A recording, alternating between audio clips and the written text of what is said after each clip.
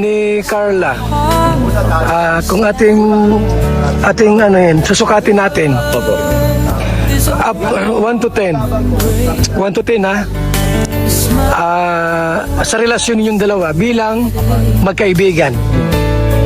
1 to 10, pang ilan? Ilan magkaibigan? Ano rin po, malalim na din eh. Siguro mga, ano ba, 8.5. Ganon, 8.5 bilang magkaibigan. Kasi di man pwedeng ibuhos mo lahat, di ba? Oo, hindi man pwedeng Oo. Kasi pagka ibuhos mo lahat, pagka may problema o mawala yung isa, di ba? Dumating yung time na di mo inasaan, may mawala. Pag talagang 100% malungkot yun. Oo. Di mo sagad yun. So bilang magkaibigan ay 8.5. Bilang di ko alam kung anong sabihin ko, kung jowa, no, di ko kasi alam kung jowa kayo eh. Mag-jowa ba kayong dalawa? Ha? Ha? Oo na. Ang bira yan. So, hindi nga ako updated sa inyo eh. Ayaw kasi kayo pangunahan. So, kumusta si Carla sa'yo? Ano naman, wala siyang ano? Libaw si Carla, kausapin ko, wala siyang sama ng loob sa'yo, ano?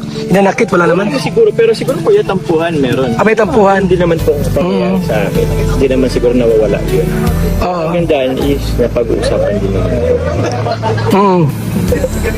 Siguro narinig mo yung aking live nung mga nakaraan. Opo. Na itatry ko lang baka mangyari. Kausapin ko yung mama mo kung pumayag na mag-asawa ka na kay Carla.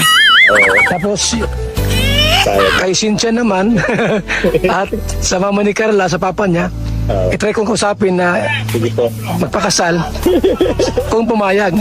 Halimbawa, lahat pumayag na. Ikaw ba ay handang dalhin sa altar si Carla? Sige po, Kuya Bal. Anong si Carla? Sigurado na yan. Sigurado na yan. Opo. O sakaling bumayag lahat, pati si Carla, paano yung pag-aaral niya? Continuous po. Continuous? Continuous lang. Kasi hindi naman meron po bagang mga nag-aasawa na nag-aaral pa. Hanggat kaya pa. Hanggat kaya pa. Yung support po naman natin is andyan lang naman. Ang Kalingap, andyan si Kalingap Rap, andito kami, andyan ka. So kahit kung sakali man na kayo ay magpakasal na, saan kayo titira? Anong lugar? Siguro dun sa may kinako kasi kaming lupa dun sa may Alawiaw. Diet din. Diet din po. So diet din, hindi ka uwi sa Camarinesor. Hindi kayo titira doon, dito kayo titira. Dito na lang siguro Kuya Bal. Dito na lang. Doon yung bahay nila mama. Okay na po yun. Dito naman po tayo. Okay, so malinaw po mga kaibigan na si Papa Joms po, kung papayag po yung both side, kasi si Carla papayag din, wala problema sa'yo. Opo, siguro. Wala problema. Ano? Yan, Kasi okay. pag po sa amin. Di ba? Kasi kung ganyan nga, kung magjowa naman na kayo, huwag nang patagalin. Patagalin. Kasi baka mamaya, magaw ka pa ng iba. Ay. Balita ko, mayroon daw sponsor na may gusto sa'yo. Meron daw. Opo, may gusto, ayan lang po natin. Ayan natin, no? Ang klaro is kaming dalawa ng card. Normal yung may gusto. Normal naman po yan. May crush. Hindi naman po baga natin mapigilan siya. Yun, tama. Wala problema nga na may gusto sa'yo, may crush sa'yo. Siguro kahit sino naman mayroong ganun eh. Opo. Diba? As long as hindi nang gugulo, okay lang. Yun. Basta Carla lang. Carla lang. So, salamat Papa Joe. So mga kalingap, welcome back again to my channel. At eto na nga po yung ating inaabangan na interview ni Kuya Bal dito kay Papa Joms. At nakakatuwa, kahit si Papa Joms ay agree na kahit habang nag-aaral itong si Carla, is payag siya na magpakasal dito. Hoy, grabe mga kalingap, bongga. So ayan po, maraming itinanong dyan si Kuya Bal. Kung dati, di ba dati na itanong na din niya dati kung dati nagkaroon siya ng ex. So inamin naman dyan ni Papa Joms na nagkaroon siya ng ex.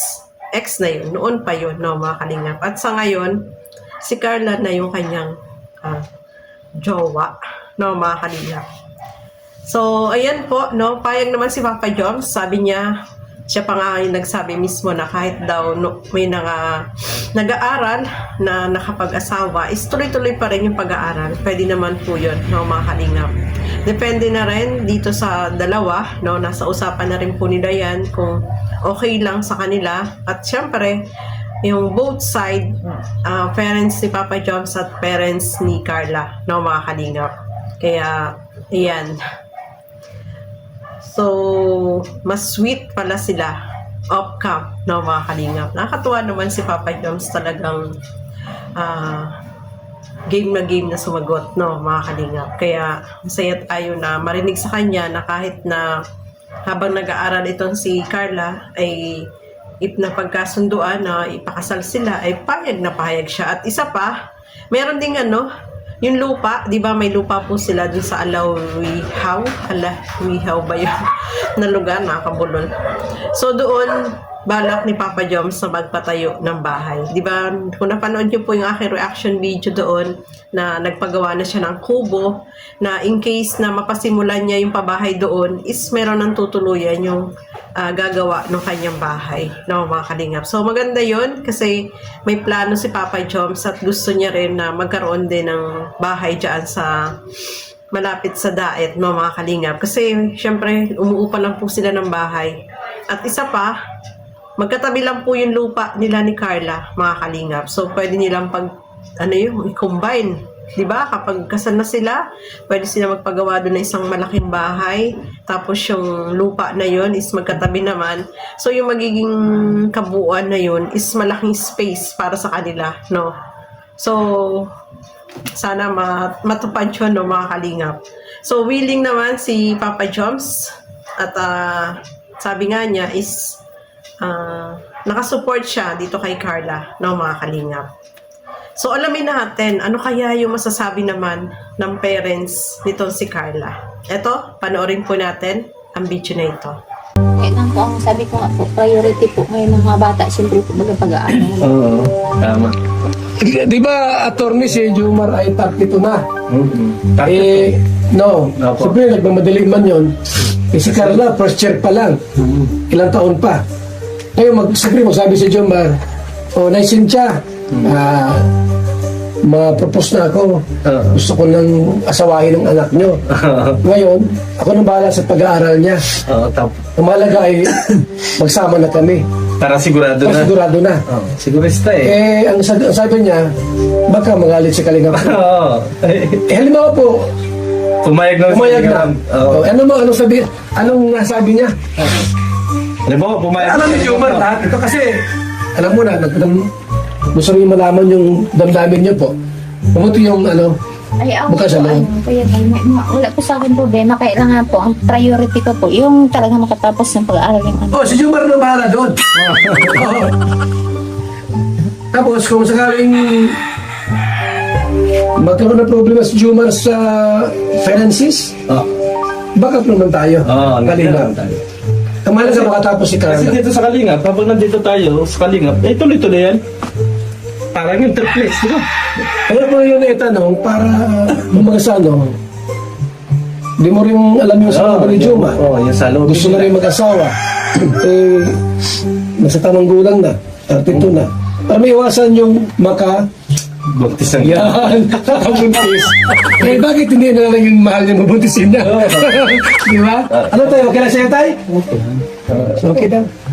Okay na naman, basta mag-aaral. Tama naman. Ang gawin natin, siyempre, ninong tayo. Ako, maninong ako. Maninong din ako. Wala isang baboy na. Ikaw? Bibigay din ako. Isang baboy. Dalawang baboy na. Hindi, madalwa. Yung pang mga hungga yan. Dami yan, mga July po ninong yan. Dami, maraming ninong sila. Saka ninang. Kung dito ang kasal, ay grabe. Baka barangay. Maganda ang buhay ni Carla kay Jomar.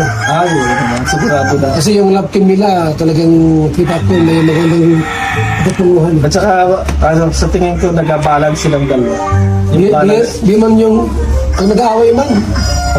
Hindi mo ganun na talagang away talaga. Yung kanilang chemistry, maganda. Maganda yung chemistry nila. Kasi anak, pag nagkanak yan, gwapo din. Siyempre, nung apo ni ate, magwapo maganda, sigurado yan. Huwag ka lang paghihiyan. So ayan mga kalingap, narinig nyo naman yung sinabi ng mama ni Carla. Sa kanya, walang problema. Oh, basta makapagtapos lang ng pag-aaral si Carla, no, mga kalingap. So, ibig sabihin, payag din siya, no, na kahit habang nag-aaral si Carla, is magpakasal itong sila Jomar, is okay lang sa kanya. Basta makapagtapos din ng pag-aaral. Yung tatay nga, yung papa ni Carla, okay sa kanya. Ano pa bang gawin natin dyan, Kuya Bal? Si Kuya Bal na yung nagpaplano. Talagang pinupursige na niya na maipakasal itong dalawa. Baka daw makabuntis pa ng iba ito si Papa Joms. So, ayan po, no, mga kalingap. Yung parents ni Carla is okay lang sa kanila. Basta makapagtapos ng pag-aaral itong si Carla. Ang tanong, itong mama kaya ni Papa Joms ay okay din? So, yan po yung ating aabangan, mga kalingap, no? At nalaman na rin natin na si Papa Joms is okay na din. Si Mama at Papa ni Carla is agree din.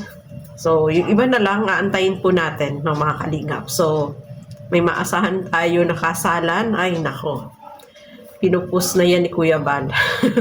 So, ayan po, no, mga kasukay, mga kalingap. Maraming salamat po sa inyong walang sawang panonood at pagsuporta dito sa aking mga ginagawang reaction video. Siyempre, suportahan po natin Bal Santos Matubang, Kalinga Frab at Edna Vlogs at ang inyong lingkod, Gandang Emmy. Sa mga hindi pa po nakapag-subscribe, please subscribe and please hit the notification bell para lagi po kayong updated sa aking mga ina-upload na mga reaction video. So eto, maraming salamat po and God bless po sa ating lahat. Bye-bye!